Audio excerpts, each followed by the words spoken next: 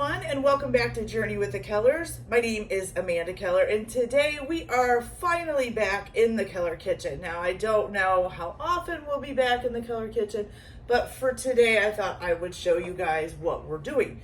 So, in an earlier video, I did talk about that we were going to be trying to start a low FODMAP diet, and then I needed some time to go over it and figure it all out. Unfortunately, though, a low FODMAP diet may or may not help my son with like his IBS problems and things like that. It's just not something that we can really do, not because we don't want to try it or anything like that, but with my son being autistic and having some other things, it doesn't leave really much for him that he can eat. So instead, we're kind of trying to do kind of a weight loss, not really a weight loss diet, kind of just changing the way we eat to be a little bit healthier, and then kind of trying to keep it low FODMAP on some things, but not others. As far as we can tell from trying out certain things along the way, we're still not really sure what's causing the IBS. For what I can see, it may just be that he just needs to lose weight. He has gained a lot in the last couple of years, and it did start after the weight gain really came on. It also started after he got an intestinal virus, so we don't know. Doing things like having him go gluten-free or lactate-free or anything like that doesn't really seem to help. We do notice that certain foods trigger it more, of course, like fried foods or super sweet candies or cakes or pies or anything like that. So we're basically just going to see if maybe if we start eating healthier and try to do things a little low FODMAP, excuse me, mixed in with it, that hopefully that will work. So we started this diet this morning. This morning for breakfast was just a cup of Greek yogurt, and then you just added some fruit of whatever you wanted, either apples or bananas, berries, strawberries, all that kinds of stuff. And you could also add a little bit of granola to it. So that was for lunch. This plan that we're doing is kind of like a diabetic diet, which I know because I am a type 2 diabetic. It's basically eating 6 times a day. You eat your breakfast, a small breakfast, you eat a snack, you eat a small lunch, you eat a snack, you eat dinner, you eat a snack before you go, like 2 hours before you go to bed. So that's what we're going to do and see what we can do as far as helping him to lose some weight and eating healthier, and see if that will help straighten him out a little bit. A lot of things are still going to remain gluten-free and dairy-free. Some things will, some things won't. It just depends on what all we can find. I have found that eating gluten-free bread he cannot do. He does not like it. He's okay with lactate-free milk, so that's good. So we've just been kind of playing hit and miss on figuring out what he can and cannot eat. So today, I forgot. So we did have the yogurt for breakfast. Then for the afternoon snack, it was a fourth a cup of guacamole, or I'm sorry, the breakfast snack was a fourth a cup of guacamole and some sticks, a cup of carrot sticks. He does not like guacamole, so we found that out. So we know that's one thing that we probably don't need to buy again. And so, it's just going to be hit and miss on what we find that he likes and what he doesn't. So for lunch today, we are making a sweet corn frittata. Now, I am home today because we just got back from vacation 2 days ago, and I am still recovering from basically like a cold that I caught at the end of the trip. So I'm sorry if I sound really funny or anything else. I'm hoping I don't get hoarse. It's starting to get better, so hopefully we'll be okay. Okay, so basically what you need for this sweet corn frittata is 8 large, it says omega-3 eggs. That's usually like the organics or something like that. You need 4 ounces of low-fat Swiss cheese grated. It'll equal about 1 cup. You're going to need 1.5 cups of frozen corn, 1.5 cups of tomatoes, of grape tomatoes halved, and then 6 scallions chopped, so about 1/3 of a cup, and then a pinch of dried thyme.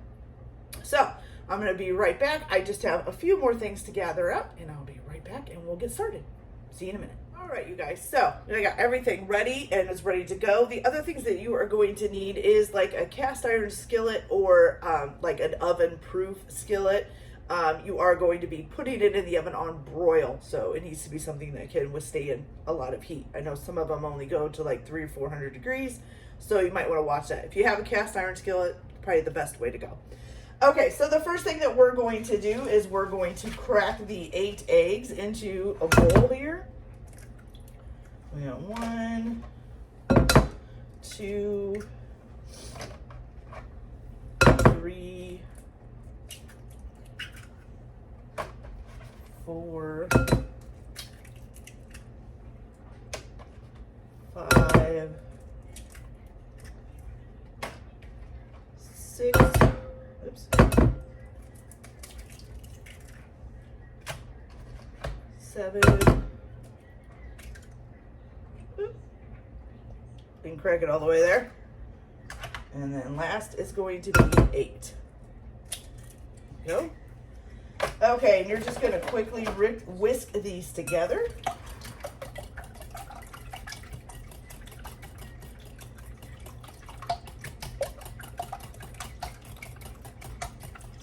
Okay. Oh, excuse me. There's a kitty on my thing. Get down, Missy. Okay, so the next thing you're going to do is you're going to grab your 4 ounces of grated Swiss, it's supposed to be low-fat Swiss cheese, and you're going to put that in here.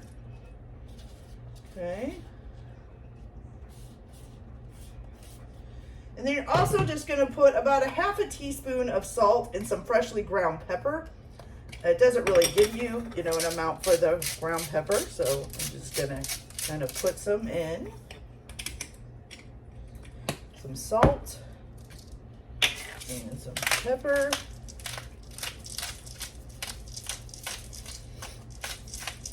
All right, go. You're going to whisk that all together as well.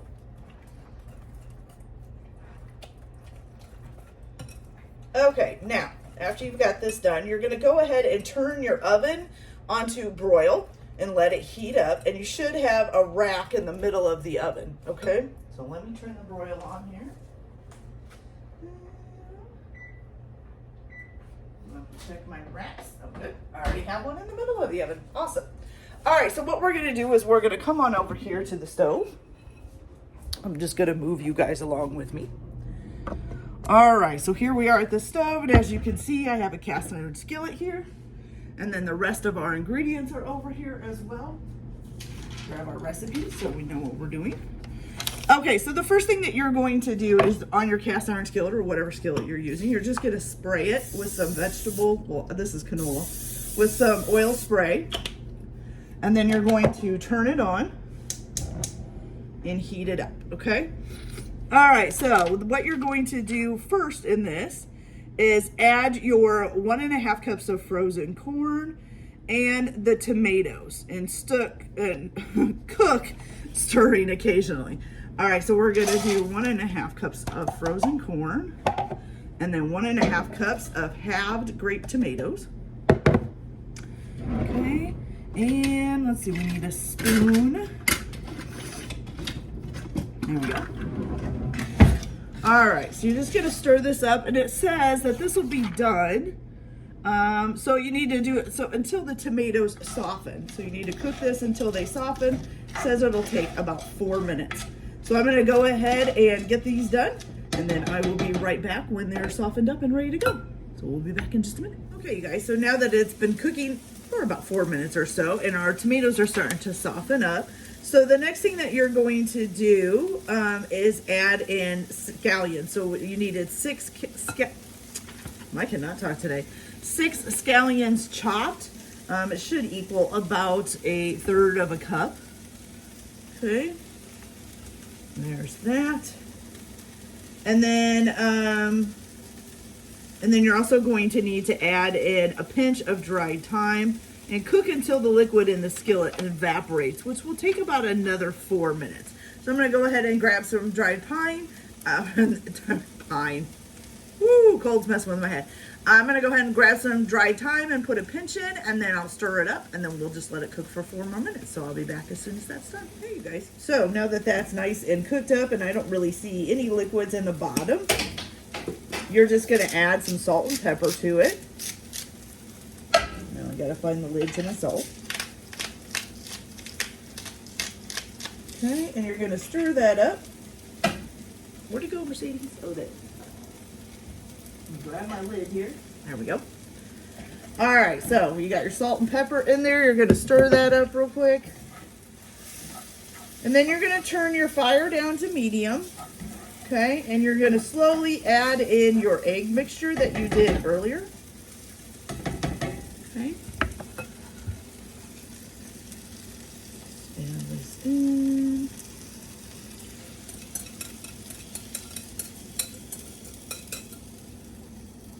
Make sure it's evened out here. There we go. Okay, and you're gonna let that sit and cook just until the edges start to get browned up. And start to, not browned up, but what's it say? Until they start to set. So it should take about 2 minutes. And then once they start to set, you're gonna use a spatula and just kind of pull up on the edges a little bit and kind of toss. Oh, my cat is chasing my dog. Okay, so you're gonna lift the edges with a spatula and then tilt the skillet just to so that the uncooked eggs will go underneath of there. So mine, it looks like it's already starting to set. I'm truly sorry about my voice. It is, I think, really starting to crack up. Too much talking probably. Oh yeah, they're starting to set. So let's just lift one of these up. And then kind of toss our eggs a little bit. Get some uncooked eggs down there. Okay.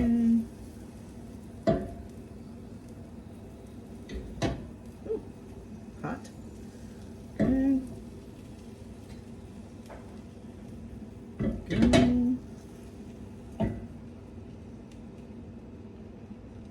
Go.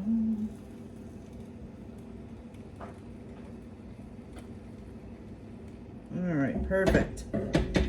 All right, so once you've got that done, then what you're gonna do is you're gonna go ahead and transfer this to the oven and broil until the center is puffed and set, okay? It says it'll take about 4 to 5 minutes.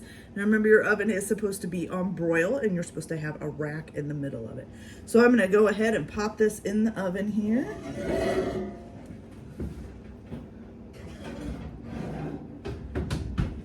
Off, and we'll set a timer for 4 minutes and come back and check and see what it's doing. So we'll be back in just a few minutes. Okay, you guys, so it did take about 5-6 minutes for it to get done, and it is nice and poofy in the middle. I'll give you guys a closer look. Doesn't that look good? Looks delicious. Okay, so now once you've gotten it out of the oven, you're supposed to take your spatula and just kind of rub it along the edge. Make sure everything is, loose. You can do this one of 2 ways. You do need to let it sit in the pan for about 5 minutes to let it set.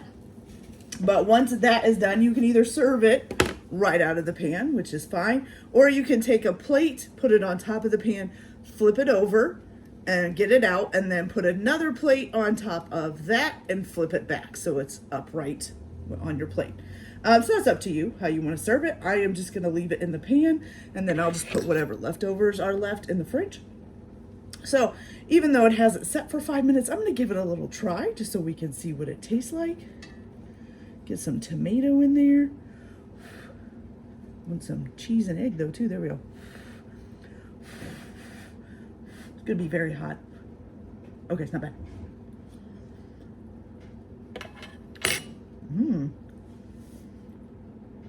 I'm not so sure about the tomatoes. That could be something I could leave out. The rest is really good. Okay, you guys. So that's it for lunch today. I will try to record dinner later on this afternoon. A little later on this evening, I guess. And then we'll go from there. I don't know how much I'm going to get recorded because I don't know exactly how much time I may be running around trying to get this stuff done. Some things I may have to cook ahead, but I will try to at least post once a day what we eat and put in the description what was in it for you guys so that you guys can kind of see what we're doing. Also, just to let you know, we did get rid of all soda in the house. I do still buy some usually when I'm at work. I get like a bottle of Diet Mountain Dew or whatever. But in the house, we don't have any anymore. It's just become something that we're just, it doesn't make us feel very good when we're having it. We do have some 100% juice. I just caution you, like apple juice and stuff can cause digestive problems, just so you know. So you might want to watch what kind of juice if you buy. We also drink a lot of tea. Hot tea is for me, cold tea for some of the others. And we don't put any sweeteners or anything in them if we can help it. But we do buy some of like the flavored herbal teas. And that seems to work. There's a really good cinnamon one that I really like. So that's how it's going for now. I will try to keep you guys updated as much as possible, let you know if we've lost weight, if we haven't. What's working, what's not, food we like, food we don't, and things like that.